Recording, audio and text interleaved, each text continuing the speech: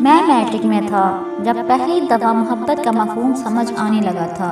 Academy جاتا تھا جہاں ایک اور لڑکی بھی آتی تھی پڑھنے۔ کوئی ایسی خوبصورت تو نہیں تھی کہ اس کی تعریف میں آسمان کے قلعے میں لا دوں، مگر کافی اچھی صورت تھی۔ وہ الگ بات ہے کہ اس وقت وہ مجھے سب سے زیادہ خوبصورت لگتی تھی۔ بس ایک معاملے میں پیچھے، پڑھائی میں بس پوری تھی، اور میں الحمدللہ پڑھائی میں کافی تیز۔ خیر آتے جاتے اسلام دعا ہونے لگی، کلاس میں تھوڑے گپ شپ ہونے لگی جو رفتہ رفتہ گہری ہوتی گئی۔ نمبرز کا تبادلہ ہوا، رابطہ بڑھا، اور میں اس وقت ہواؤں میں اڑنے لگا تھا۔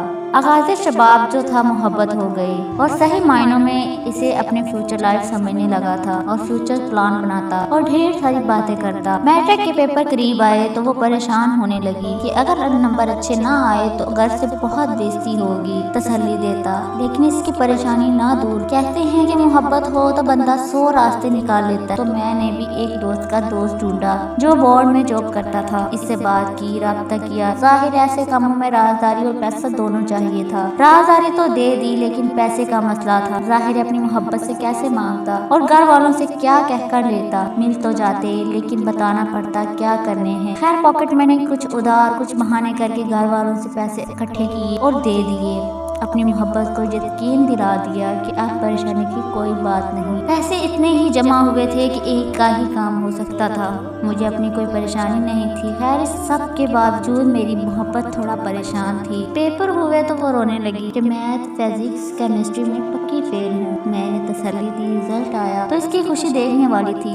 سب پیپرز میں وہ اچھے خاصے نمبروں سے پاس تھی۔ خوشی سے نہال، وہ بار بار میرا شکریہ ادا کرتی، اور میں اس کی خوشی سے نہال تھا۔ میٹرک کے بعد اکیڈمی بدلی، وہ کسی اور اکیڈمی چلی گئی، میں کسی اور میں نے بہت کوشش کی کہ ایک ہی اکیڈمی میں جائیں، لیکن ایسا ممکن نہ ہو سکا۔ لیکن فون پر ہمارا رابطہ رہا۔ 6 مہینے میں کبھی موقع نہ ملا کہ اس کے ساتھ کہیں گھومنے پھرنے جائیں۔ اس کے ابو چھوڑنے آتے تھے اور لینے بھی۔ خیر پھر کچھ یوں ہوا، آہستہ آہستہ اس کے رویے میں تبدیلی آنے لگی، رابطے بھی کم کرنے لگی۔ میں بہت پریشان ہوا، دیوانہ تھا۔ اس وقت تو فرسٹ ایئر میں ہی اپنے امی ابو سے بات کر کے اسے گھر بھیجنے کو تیار تھا کہ منگنی تو ہو سکتی ہے۔ میں نے رابطہ کم ہونے پر پریشان ہو کر گھبرا کر اس بات پر زور دینے لگا کہ مجھے ہاں کو جواب دو، میں بیچتا ہوں، چاہے جیسے بھی اپنے گھر والوں منانا پڑے۔ ایک دن اسی بات پر اچھی خاصی تلخی ہو گئی۔ ایک تو اس کی نہ، اور دوسرا بہت کم رابطہ کرنے پر بات بڑھ گئی۔ تو اس نے کہا صاف صاف کہتی ہوں، ہمارے یہاں برادری سے باہر شادی نہیں ہوتی، اور نہ میرے امی ابو کبھی مانیں گے۔ یہ سن کر تو میرے ہوش اڑ گئے، خوب چیخا چلایا تو اتنے عرصے سے اتنا آگے کیوں بڑھے؟ کہنے لگی دل کے ہاتھوں مجبور تھی، لیکن میں اپنے ماں باپ کے خلاف نہیں جا سکتی، اس لیے بات یہی ختم سمجھو، اس لیے آج سے رابطہ بھی ختم۔ وہ دن جتنا ڈپریشن میں گزرا نہیں بھول سکتا۔ اس کا نمبر آف ہو گیا، فیس بک آئی ڈی بھی بند، واٹس ایپ بھی۔ میں پاگلوں کی طرح کبھی یہاں میسج کرتا، کبھی وہاں، لیکن سب کوششیں بے سود۔ اس کے بعد خیر ایک عرصہ ڈپریشن میں گزرا۔ صاف اور سیدھی بات ہے، میں اس معاملے میں صاف، فیئر اور سنسیئر ضرور تھا، اور خلوص سے اپنا مانا تھا، لیکن کوئی مجنون یا فرہاد نہیں تھا جو اس کا روگ لگا کر بیٹھ جاتا۔ رفتہ رفتہ وقت نے صبر دے دیا، اور میں اپنی روٹین میں مصروف ہو گیا۔ فرسٹ ایئر گزر گیا۔ یہ سیکنڈ ایئر کے امتحان سے 1 مہینہ پہلے کی بات ہے۔ ایک نئے نمبر سے بڑی دکھی اور کافی لمبی شاعری کا ایک میسج آیا۔ میں نے پوچھا کون؟ جواب میں اس نے اپنا نام لکھ کر بھیجا۔ میں نے پوچھا کیوں کیا رابطہ؟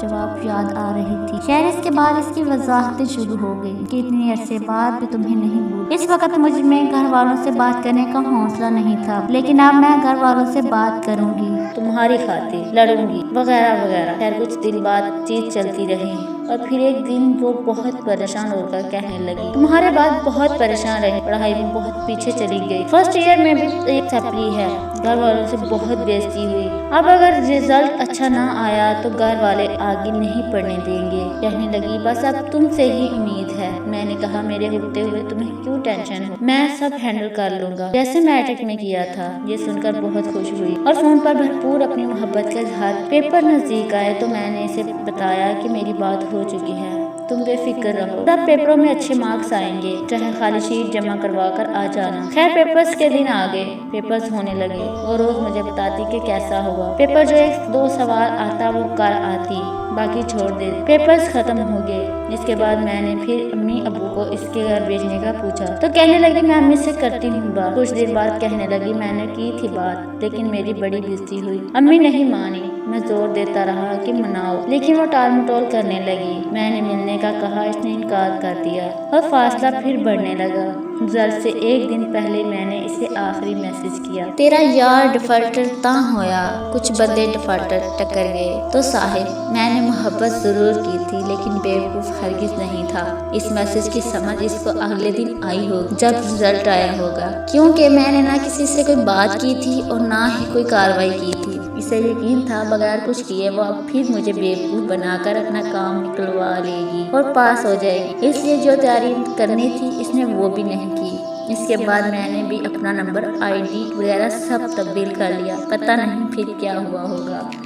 دوستو اگر آپ کو ہماری ویڈیو اچھی لگے تو اسے پلیز لائک اور شیئر ضرور کیجیے گا، اور اس طرح کی مورل، اخلاقی، سبق آموز اور پراسرار کہانیاں سننے کے لیے ہمارے اس چینل کو سبسکرائب ضرور کریں اور بیل آئیکن کو دبا دیں تاکہ ہماری آنے والی تمام ویڈیوز سب سے پہلے آپ تک پہنچ سکیں۔ شکریہ۔